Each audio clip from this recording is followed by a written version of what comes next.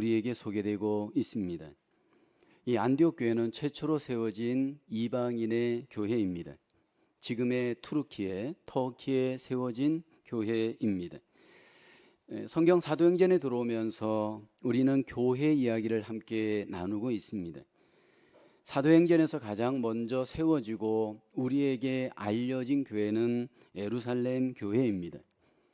예루살렘 교회는 성령님께서 역사하셔서 갑작스럽게 부흥한 초대형 교회였습니다. 숫자적으로 교회가 크게 부흥하는 가운데 교회 가운데 문제가 하나 생겼습니다. 구제의 문제가 생겨서 그로 인해서 어려움이 생겼고 그 문제를 해결하기 위해서 안수 집사를 7명 세우게 되어집니다. 그렇게 해서 세워지던 교회가 갑작스럽게 핍박이 오게 되고 그 안수 집사 중에 한 명인 스데반 집사가 순교를 당하게 되어집니다. 순교를 당하면서 예루살렘 교회에 큰 위기가 옵니다. 큰 박해가 시작되어지면서 그 모이던 교회가 갑작스럽게 사방으로 흩어지게 되었습니다. 예루살렘 교회가 흩어질 때 사람들은 아마 절망할 수 있었을 겁니다. 핍박으로 인해서 흩어지는 예루살렘 교회의 모습, 그 가운데 하나님의 거룩한 섭리가 있었습니다. 하나님께서 흩어지는 예루살렘 교회를 통해서 안디옥의 교회를 세우게 되는데 오늘 본문에 소개되어지는 안디옥 교회입니다. 이 안디옥 교회는 역사도 짧고 또 교인 수도 작습니다. 비록 규모는 작은 교회였지만 주의 일에 집중하는 교회였습니다. 여러분, 하나님의 교회는 하나님의 일에 집중할 때 하나님께 기쁨이 되어집니다. 교회가 과연 무엇을 해야 옳을까요? 이 지상에 많은 교회가 이미 세워졌습니다. 모든 교회가 하나님이 기뻐하시는 일을 행한다면 얼마나 좋겠습니까? 그러나 모든 교회가 하나님의 일을, 하나님의 기뻐하시는 일을 집중하는 것은 아닌 것 같습니다. 뉴욕에도 많은 교회들이 이미 세워져 있고 또 교회들이 개척되어지고 있습니다. 주의 기뻐하시는 일을 감당하기 위함이죠. 주님께서 기뻐하시는 교회, 주님께서 우리에게 원하시는 교회는 주의 일을 온전히 감당하는 교회입니다. 주님의 뜻대로 주님의 일을 잘 감당할 때 주님께서 그 교회를 통해서 영광을 받고 그 교회를 통해서 주의 일이 이 땅에 이루어지겠죠.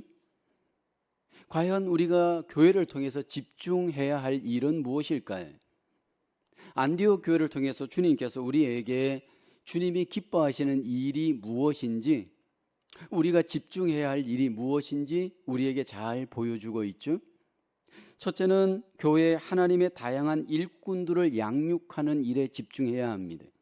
오늘 본문 1절에 보면 안디옥 교회에 다양한 일꾼들이 우리에게 소개되고 있죠. 안디옥 교회에 선지자들과 교사들이 있으니 곧 바나바와 니게르라 하는 시므온과 구레네 사람 루기오와 분봉왕 헤롯의 젖동생 마나엔과 및 사울이라. 안디옥 교회는 다양한 신분, 민족, 계급을 초월한 다양한 일꾼들이 세워진 것 소개되어집니다. 주 안에서 모든 것들을 초월하여서 하나가 되어진 교회의 모습입니다. 이 안디옥 교회에 다양한 평신도 일꾼들이 세워졌죠. 그 평신도 일꾼들의 우선적 모습은 인종의 다양성입니다. 놀라웠게도 이 안디옥 교회에 흑인이 있었습니다. 오늘 본문에 보면 니게르라 하는 시므온이 소개되죠. 보통 우리는 흑인을 니그로라고 하는데 니게르, 니그로 아마 같은 의미인 것 같습니다. 구레네 사람 루기오가 소개되죠. 구레네라는 이 지역은 북아프리카의 지역입니다. 아마도 흑인일 가능성이 많습니다. 그러니까 안디옥 교회가 이미 흑인을 수용하는 열려있는 교회였습니다. 이 안디옥 교회를 보면 다양한 신분의 사람들이 또 모인 교회였죠. 헤롯의 젖동생 마나엔이 소개됩니다. 헤롯은 주전 4세기부터 주후 39년까지 유대 갈릴리 베레아 지역을 통치하였던 헤롯 안디바스였을 겁니다. 그런데 그와 함께 젖을 먹고 자라였던 왕실의 귀족이 여기 이방인 교회 안디옥 교회의 일꾼이 되었습니다. 그러니까 왕실의 귀족도 안디옥 교회의 일꾼으로 세워지고 평범하였던 서민들도 안디옥 교회의 일꾼들로 세워졌습니다. 무엇보다도 이 안디옥 교회는 좋은 일꾼들을 잘 선택하였던 교회입니다. 이 안디옥 교회의 가장 핵심적인 일꾼 두 사람이 소개되죠. 한 사람은 바나바입니다. 그리고 또 한 사람은 사울로 소개되는 바울입니다. 특별히 이 안디옥 교회의 바울은 어떤 일꾼이었을까요? 사도행전 11장 24절에 보면 착한 사람이요 성령과 믿음이 충만한 사람이라 이 바나바가 어떤 사람인지 이렇게 우리에게 소개합니다. 그리고 큰 부자였고요. 바나바는 사실은 이 안디옥 교회의 가장 핵심 중추적인 일꾼이었습니다. 그런데 이 바나바와 함께 일꾼된 또 한 사람 본문에 소개되는데 바로 사울, 큰 자라고 하는 이름의 뜻 사울, 그의 이름이 바울로 변화되죠. 작은 자, 바로 바울입니다. 그런데 여러분 우리가 여기서 주목할 것은 이 안디옥 교회가 다양성을 잘 포용하였다라는 겁니다. 우선 나이의 다양성을 포용했죠. 나이가 많은 사람, 그리고 나이가 적은 사람, 모든 세대를 넘어서서 다양한 일꾼들을 다 포용하였습니다. 다양한 민족도 포용했죠. 흑인까지도 포용하였습니다. 무엇보다도 이 안디옥 교회가 이 짧은 기간 동안 이렇게 다양한 핵심적인 일꾼들을 어떻게 키울 수 있었는가라는 겁니다. 사도행전 11장 26절을 보게 되면 여기 안디옥에 데리고 와서 둘이 교회에 1년간 모여있어 큰 무리를 가르쳤고 제자들이 안디옥에서 비로소 그리스도인이라 일컬음을 받게 되었더라. 안디옥 교회가 가르침이 있었다 성경은 말씀을 합니다.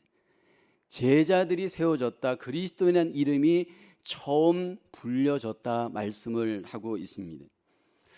여러분 교회가 무슨 일을 해야 하나님이 가장 기뻐하실까요? 정말 바른 교회, 주님이 가장 기뻐하시는 교회로 세워지기 위해서 우리가 가장 집중해야 할 우선순위의 일이 무엇이라고 여러분 생각합니까? 안디옥 교회를 통해서 주님이 우리에게 보여주시는 주의 뜻은 주님의 일꾼들을 지속적으로 잘 양육하고 훈련하여서 키워내는 일입니다. 주님의 교회라면 주님의 일꾼들이 세워져야 합니다. 주님의 교회라면 주님의 일꾼들을 키워내는 이 양육과 훈련이 교회 속에 가장 우선 강조되어져야 될 주님의 일입니다. 그것이 바로 우리 개인적으로 공동체적으로 주님 앞에 먼저 우리가 함께 우선순위를 갖고 집중을 해야 합니다. 저는 우리 교회가 지속적인 제자 훈련을 꾸준히 해오고 있습니다. 여러분 이 지속적인 게 참 중요한 것 같습니다.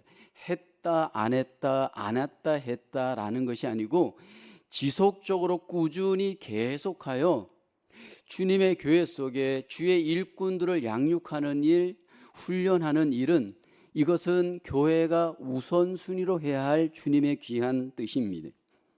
물론 이것을 우리가 선택적으로 하게 하지만 사실은 필수적으로 우리가 감당해야 할 일입니다. 혹시 여러분들은 주의 교회에서 자꾸 먼저 일을 우선하려고 하고 있지는 않는지? 우리는 주의 일을 해야 합니다.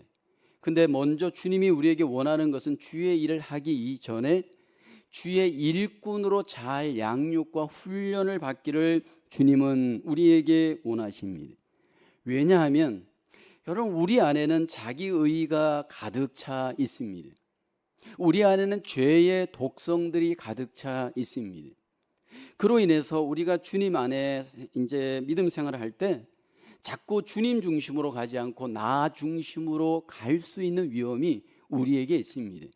그래서 우리는 내 스스로 결정하고 내가 주인 되어져 내 스스로 삶을 사는 것이 우리에게는 익숙합니다. 근데 이렇게 주의 말씀으로 훈련되고 양육되어질 때 우리는 주님에게 귀하게 붙들린 바 되어져 주님의 뜻대로 쓰임 받을 수 있습니다.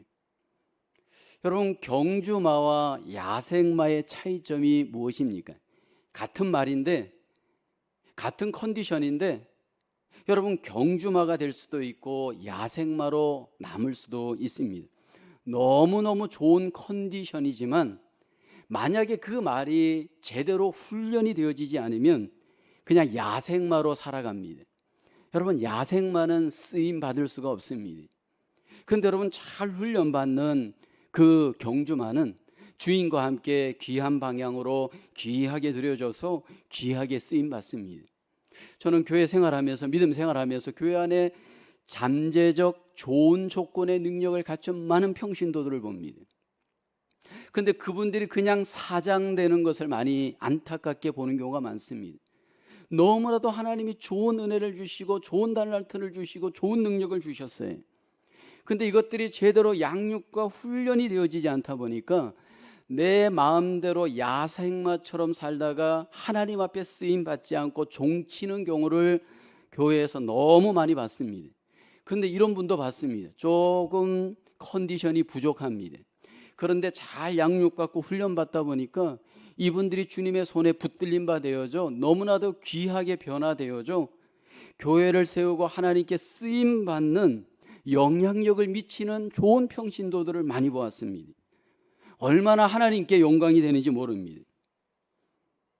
여러분, 이 안디옥 교회를 보면서 좋은 다양한 일꾼들로 세워지는 일, 이 일들을 우리가 함께 감당하기 위해서 선행해야 될 한 가지 관건이 있습니다.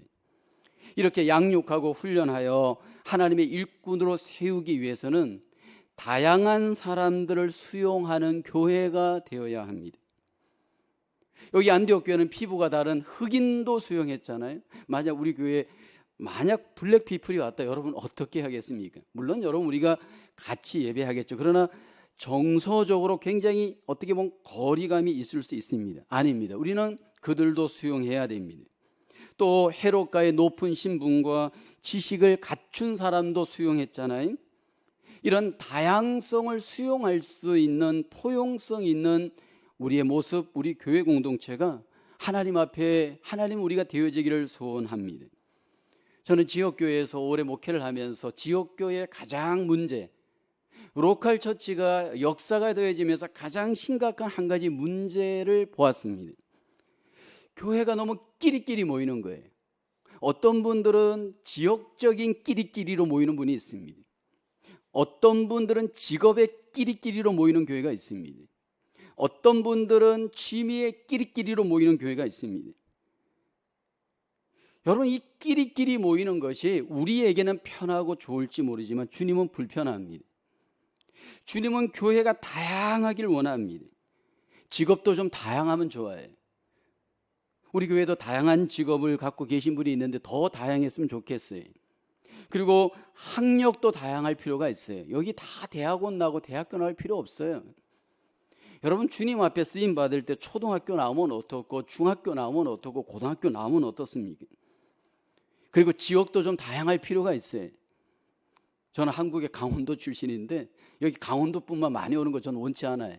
뭐 전라도 분도 오고 경상도 분도 오고 서울 분도 오시고 다양해져요. 강원도 분끼리 모이면 여러분 재미없어요. 다양한 분들이 모여야 여러분 교회가 그 다양성 속에 즐거움이 있지 않을까요?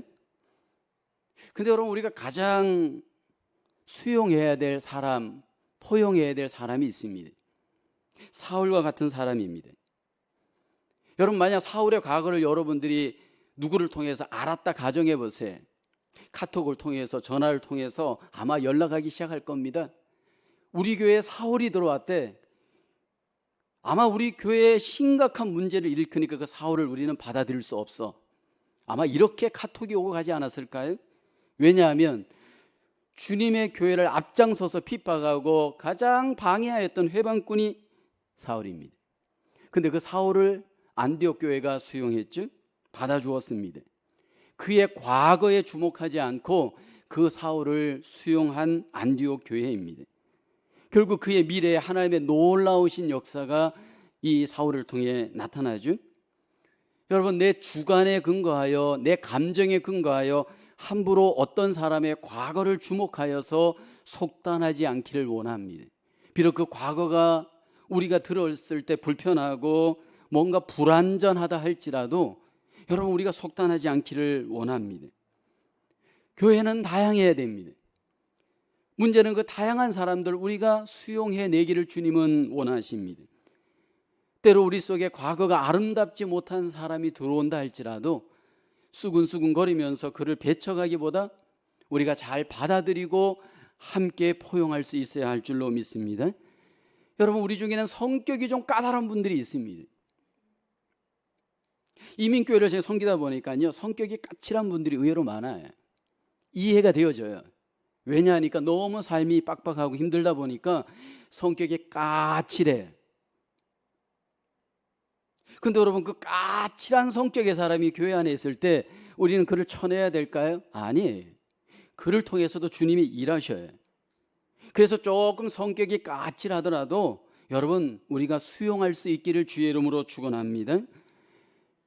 교회에 다양한 사람들이 들어와서 주의 말씀으로 양육받고 훈련받게 되어질 때 여러분, 교회 속에 주의 일꾼들이 세워져요.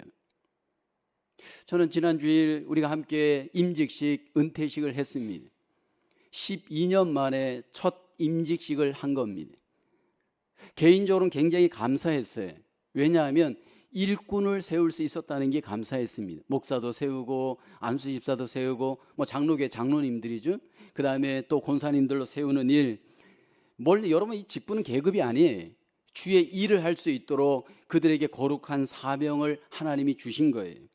근데 그냥 세우지 않고 이 일꾼을 충분히 양육하고 훈련하여서 세운 것 하나님 앞에 감사를 드렸습니다. 저는 앞으로도 우리 교회가 좋은 여자 일꾼들을 하나님이 더 세우기를 기뻐하셔요. 또 더 좋은 남자 일꾼들도 하나님이 더 세우기를 기뻐하셔요. 이 일꾼들로 우리가 그냥 세워지는 것이 아니고 잘 주의 말씀으로 양육과 훈련을 통해서 우리가 함께 세워져 주의 일을 함께 감당할 수 있기를 주님의 이름으로 축원합니다. 사실 우리의 일은 교회 안의 일이 다가 아니잖아요. 이 지역을 위해서도 일해야 되고 세계를 위해서도 일해야 됩니다.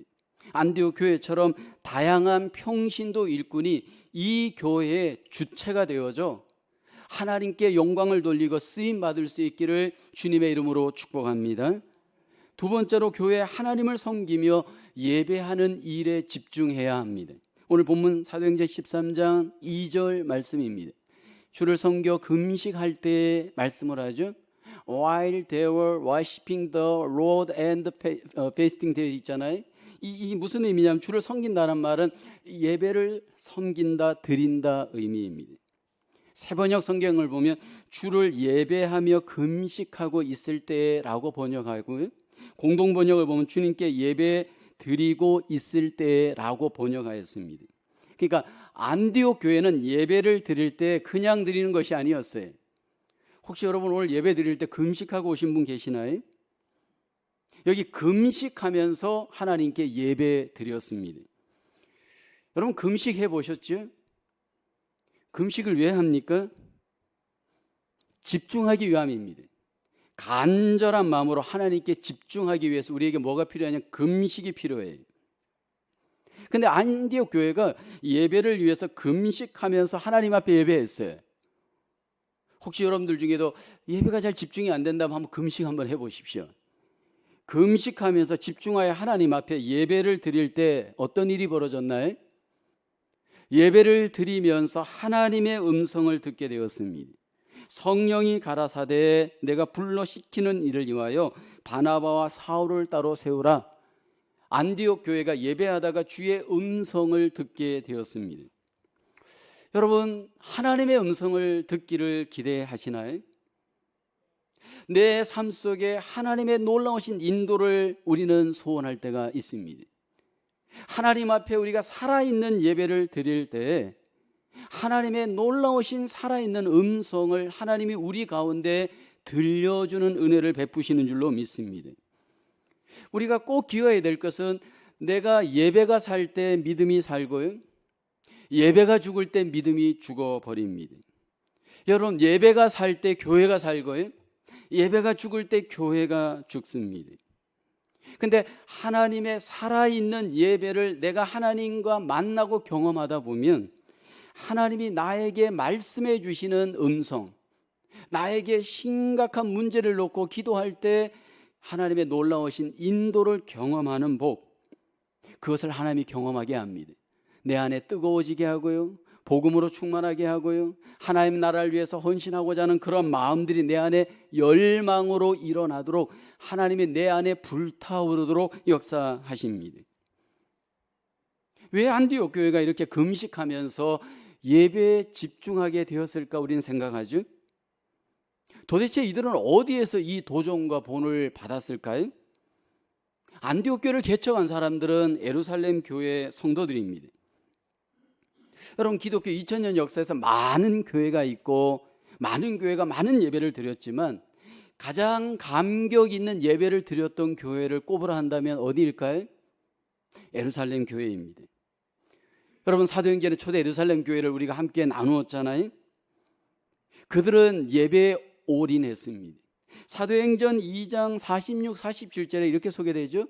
날마다 마음을 같이하여 성전에 모이기를 힘쓰고 집에서 떡을 떼며 기쁨과 순전한 마음으로 음식을 먹고 하나님을 찬미하며 또 온 백성에게 칭송을 받으니 주께서 구원받는 사람을 날마다 더하게 하시니라. 주목할 단어는 날마다, 그리고 하나님 앞에 예배할 때 마음을 같이하여서 하나님께 예배했어요. 집에서, 성전에서 날마다 하나님께 예배했어요. 아마 여러분들에게, 여러분 우리 날마다 예배합시다, 집으로 오십시오, 교회당으로 오십시오, 어떤 반응을 보일까 주목됩니다. 이 목사님이 돌았나 미쳤나 그런 말 할 수 있을 거예요. 지금 우리가 이렇게 먹고 살기도 힘드는데 무슨 날마다 예배를 드립니까? 날마다. 근데 초대 예루살렘 교회가 굉장히 힘든状況이었어요. 근데 그렇게 모일 수 있었던 이유가 뭘까요? 감동 있는, 감격 있는 예배를 그들은 경험하였기 때문입니다. 근데 이들이 이제 흩어지게 되었어요. 흩어지면서 안디옥 교회를 개척하였습니다. 안디옥 교회를 개척하면서 그들은 과거에 그 예배의 감동과 감격을 잊을 수 없었을 거예요. 그리고 그것을 회복하기를 원했을 겁니다. 지난 3년여 동안 우리는 코로나 바이러스로 인해서 공예배의 어려움을 우리 모두가 겪었습니다. 이전에 우리가 상상하지도 못하였던 온라인 예배라는 것을 우리가 드렸잖아요. 근데 여러분, 온라인 예배가 정말 제대로 예배가 되어진가요? 여러분, 예배의 어떤 흉내는 내지만 예배에 집중하는 것은 온라인 예배는 불가능해요. 저도 드려봤지만. 저는 이제 교회에서 그 온라인 예배를 위해서 혼자서 찬송하고 혼자서 기도하고 혼자서 설교하면서 여기에서 그 예배 영상을 촬영했던 적이 있습니다. 여러분, 이렇게 함께 예배를 드리면서 설교했던 그 예배와 찬송하면서 기도하면서 드렸던 예배와 혼자서 그 예배를 드려보니까요, 이게 하여튼 뭔가 저에게 너무너무 가깝고 답답하였습니다. 그러면서 예배가 함께 드리는 것이, 모여서 드리는 것이 굉장히 소중한 것이구나 라는 것을 처절하게 제가 경험을 하였습니다. 여러분, 생각해 보십시오. 아무리 맛있는 밥일지라도, 반찬이 있더라도 혼자서 앉아서 식사를 한다 가정해 보세요. 물론 배가 고프면 그것도 맛있게 먹겠죠. 그러나 함께 먹으면 얼마나 맛있습니까? 예배도 함께 예배를 드리다 보면 그 속에 감동이 있고 감격이 있고 하나님의 놀라운 은혜를 우리가 경험하잖아요. 여러분, 이 코로나 바이러스를 지나면서 혹시 내 속에 예배에 대한 감동과 감격을 잃어버리고 영적으로 혹시 방황하고 있지는 않은지요? 다시 한번 내 안에 예배가 회복되어지고 하나님 앞에 관계가 회복되어지는 은혜가 우리 가운데 일어날 수 있기를 주의 이름으로 축복합니다. 하나님은 우리에게 예배자를 원하시고 참된 예배자를 찾는 것을 강조합니다. 요한복음 4장 23절에 이렇게 말씀하죠. 아버지께 참되게 예배하는 자들은 영과 진리로 예배할 때가 오나니 곧 이때라. 아버지께서는 자기에게 이렇게 예배하는 자들을 찾으시느니라. 여러분, 우리가 예배는 가장 높은 형태의 사랑이다, 그렇게 고백을 합니다. 어떻게 하면 우리는 예배에 집중할 수 있을까요? 안디옥 교회가 이렇게 예배에 집중하기 위해서 우리에게 보여주는 모델은 무엇이나요? 여러분, 예배를 위해서 준비하는 겁니다. 안디옥 교회는 금식하면서 예배를 준비하였습니다. 예배의 집중은 쉽게 일어나지 않습니다. 준비하는 것만큼 집중할 수가 있습니다. 시간을 준비해야 되고 몸을 준비해야 되고 마음을 준비하여서 모여 우리는 예배해야 할 줄로 믿습니다. 초대 예루살렘 교회가 날마다 마음을 준비하여서 마음을 하나님께 내어놓으면서 예배에 집중하였습니다. 그때 하나님의 놀라운 은혜가 초대 예루살렘 교회 가운데 있었죠. 근데 그 시간이 조금 지나면서 이 모임에 준비하는 일, 모임에 참여하는 일을 폐하게 하는 습관들이 이미 초대 교회에도 일어났어요. 그래서 히브리서 10장 25절을 보면 모이기를 폐하는 어떤 사람들의 습관과 같이 하지 말고 오직 고나여 그날이 가까움을 볼수록 더욱 그리하자. 혹시 내 삶 속에 예배를 폐하는 습관이 내 안에 있지 않나요? 주의 일에 집중하는 마음보다, 주의 일에 참여하는 마음보다 내 일에 우선순위를 두고 내 육신을 더 기쁘게 하는 일에 내 마음이 빼앗기지는 않나요? 또 예배에 참여하여서도 마찬가지입니다. 하나님께 집중하지 않으면 졸립습니다. 하나님께 집중하지 않으면 멍 때립니다. 하나님께 집중하지 않으면 이 예배에 참여하여도 우리가 영적으로 하나님 앞에 예배 드릴 수가 없습니다. 우리가 함께 예배하는 일에 집중하여서 우리의 영이, 우리의 믿음이 회복되어지는 은혜가 있기를 주의 이름으로 축복합니다. 반복되어지는 예배 속에서 우리가 정말 조심해야 될 것 이스라엘에게 배우잖아요. 구약의 이스라엘 백성들이 반복하여 제사 드리다가 결국은 실패합니다. 하나님께서 이스라엘 백성들에게 날마다 제사를 원하였고 날마다 그들은 제사를 하나님께 드렸습니다. 근데 중요한 것은 날마다 제사를 드렸는데 이스라엘이 제사하는 일에 실패했습니다. 놀랍지 않나요? 그렇게 많은 짐승을 잡아서 그렇게 애를 쓰면서 제사했는데 하나님이 그들을 향해서 예배하는 일에 실패했다라고 그들을 책망하셨습니다. 왜요? 우리가 하나님 앞에 예배할 때, 하나님께 집중할 때 가장 문제가 뭐냐면 형식적 제사를 드리는, 형식적인 예배가 된다는 거예요. 내가 지금 형식적 예배를 드리는지 마음을 다하는 예배를 드리는지 저는 잘 몰라요. 근데 하나님은 아셔요. 우리가 지금 앉아 있어서 하나님 앞에 함께 예배 드릴 때 정말 너가 마음을 다하여 진심으로 진정으로 예배를 드리는구나, 하나님이 다 알고 계셔요. 근데 이스라엘 백성들이 결국 형식적인 제사를 드리다가 실패했습니다. 여러분, 이 형식적인 예배와 마음을 드리는 예배의 차이점이 있습니다. 형식적인 예배를 드리는 분들은 자꾸 예배의 관람자가 됩니다. 혹시 여러분들은 관람자로 구경하며 예배하고 있지는 않은지?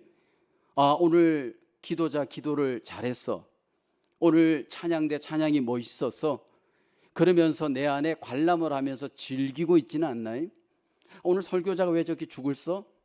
헤매고 있네? 이렇게 판단하면서 관람하고 있지는 않나요?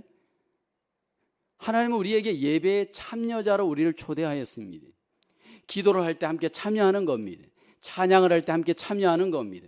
설교를 할 때 함께 참여하는 겁니다. 믿음으로 마음을 다하여 참여할 때 하나님이 그 예배자를 기쁘게 받아주시는 줄로 믿습니다. 그래서 우리는 하나님 앞에 나갈 때마다 항상 참여자로 나가기 위해서 우리 자신을 내려놓는 겸손함으로 십자가를 의지하여서 날마다 주님 앞에 나아가야 할 줄로 믿습니다. 우리가 거룩한 예배자로 하나님 앞에 나아가 참여할 때 그 예배를 통해 하나님이 우리 가운데 음성을 들려주시고 우리 가운데 인도하시고 우리 가운데 영광을 받으시게 되는 줄로 믿습니다. 교회가 먼저 집중해야 할 일, 예배하는 일입니다. 세 번째로 교회 복음으로 선교하는 일을, 헌신하는 일을 집중해야 합니다. 오늘 본문 3절을 볼까요? 이에 금식하며 기도하고 두 사람에게 안수하여 보내니라. 여러분, 교회가 함께 집중해야 할 일은 선교하는 일입니다. 물론 이 선교를 위해서 우리는 기도로도 선교해야 되고 물질로도 선교해야 합니다. 그래서 우리 교회 목장에서도 선교하는 일에 물질로 기도로 동력하고요, 대그룹도 선교를 위해서 물질로 기도로 후원합니다. 근데 여러분, 물질로 기도로 후원하고 선교하는 것보다 더 중요한 선교를 위한 하나님의 뜻이 있습니다. 교회가 선교를 위해서 가장 집중해야 할 일은 바로 사람을 보내는 일입니다. 여러분, 어떤 잔치가 열렸을 때 그 잔치를 축하하기 위해서 부주를 보내고 이렇게 저렇게 축하하지만 제일 축하하는 일이 뭐냐면 사람이 그 잔치집에 몸으로 참여하는 일입니다. 안디옥 교회가 예배하다가 하나님의 음성을 듣고 두 사람을 선교사로 세워서 파송하잖아요. 근데 그 선교사가 누구냐면 바나바와 바울이었습니다. 여러분, 금식하고 기도하고 난 뒤에 선교사를 파송하라 하나님이 말씀했는데 이 안디옥 교회가 예, 알겠습니다, 순종했습니다. 여러분, 생각해 보세요. 지금 개척교회이고 그렇게 일꾼들이 많지 않은 정황입니다. 근데 이 두 사람이 남아서 안디옥 교회를 섬겨서 세웠다면 안디옥 교회는 더 부흥될 수 있고 더 성장할 수 있잖아요. 그런데도 아직 교회가 개척인 상황에서도 이 두 사람을 선교하는 일에 기꺼이 내어드렸습니다. 그래서 최초의 안디옥 교회가 선교사를 단독으로 파송한 겁니다. 여러분, 이것이 우리에게 필요한 일입니다. 여러분, 이 교회 속에 선교를 위해서 헌신하는 좋은 평신도 일꾼들, 또 좋은 주의 교역자들, 하나님은 하나님 앞에 드려지기를 기뻐하십니다. 그래서 우리는 항상 교회를 넘어서서 이 지역을 봐야 되고 도시를 봐야 되고 이 세계를 우리는 항상 바라봐야 됩니다. 복음이 우리를 부르고 있는 그 지역을 항상 우리는 안목을 갖고 바라보면서 기도하면서 거룩한 우리는 부담감을 가져야 합니다. 저희 교회가 올해 48주년입니다. 이제 2년 뒤면 50주년이 됩니다. 48년 동안 이 교회를 통해 많은 일꾼들이 세워졌습니다. 목사님들도 세워졌습니다. 지난 주일도 우리가 한 분의 목사님을 세웠잖아요. 근데 아쉬운 것이 한 가지 딱 있습니다. 아직까지 복음이 필요하는 곳, 미전도 종족과 같은 이런 곳에 이 교회가 단독으로 선교사를 아직 파송하지 못했습니다. 저의 기도 제목, 우리 교회의 기도 제목은 단독으로 정말 필요한 나라에 선교사를 보낼 수 있을 그런 교회로 하나님 앞에 교회가 세워지기를 원합니다. 많은 경우에 이렇게 선교를 이야기하면 이렇게 말하시는 분들이 있습니다. 선교를 해서 우리 교회에 무슨 유익이 있습니까? 선교를 해서 나 자신에게 어떤 이익이 있습니까? 이익이냐 축복이냐 이것을 위해서 선교하는 것이 아닙니다. 사실 선교는 그 자체가 희생입니다. 물질도 희생해야 되죠. 시간도 희생해야 되죠. 가장 중요한 희생은 일꾼들을 희생해야 합니다. 제가 언젠가 기독교 잡지에서 이런 재미있는 글을 하나 보았습니다.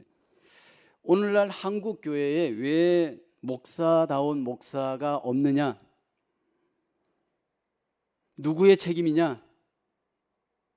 그러면서 그 글에서 그 책임은 바로 교인들의 책임이다, 그렇게 써놓은 글을 봤습니다. 왜냐하면 한국 교회 많은 성도님들이 자녀들 중에 공부를 잘하고 믿음이 좋은 자녀들 신학교 간다고 하면 장로님이든 권사님이든 심지어는 목사님이든 절대로 신학교는 가지 마라.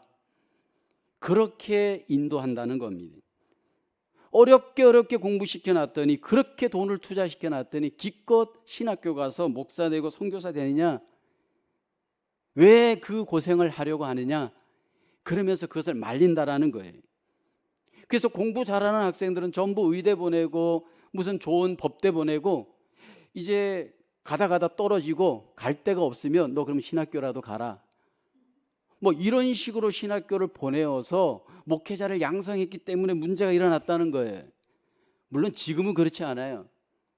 신학교 가려고 해도 실력이 있어야 가는 거지. 여러분, 구약의 제사를 지낼 때 제사의 원칙 하나가 있잖아요. 하나님이 아무 제물이라고 제사 드리게 못했습니다. 좋은 제물만 제사 드리게 했잖아요. 흠과 티가 없는 첫 번째 것을 하나님께 드리라고 했잖아요. 그것이 하나님이 우리에게 원하는 뜻이에요. 우리가 선교를 위해서 하나님의 복음을 위하여서 주님께 드리는 이 희생, 헌신은 사실 가장 좋은 것을 내주어야 합니다. 하나님께서 선교 사역을 위해서 우리에게 어떻게 행하셨나요? 그 외아들 예수 그리스도를 우리에게 아낌없이 내어주셨어요. 요한복음 3장 16절에 이렇게 말씀하죠. 하나님이 세상을 이처럼 사랑하사 독생자를 주셨으니 라고 합니다. 하나님께서 우리를 위해서 독생자를 희생해 주셨어요.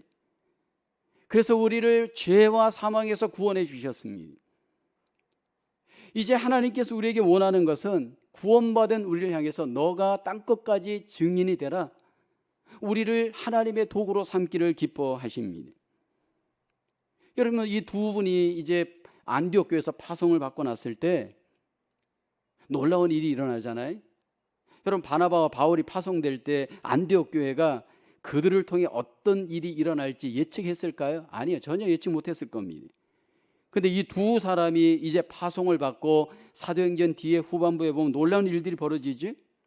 에베소 교회, 빌립보 교회, 골로새 교회, 고린도 교회, 데살로니가 교회, 여러 교회들이 그 소아시아 지역에 개척되기 시작을 합니다. 여러분, 우리가 복음을 위해서 희생하고 수고할 때 하나님의 놀라운 역사들이 지금도 일어나요.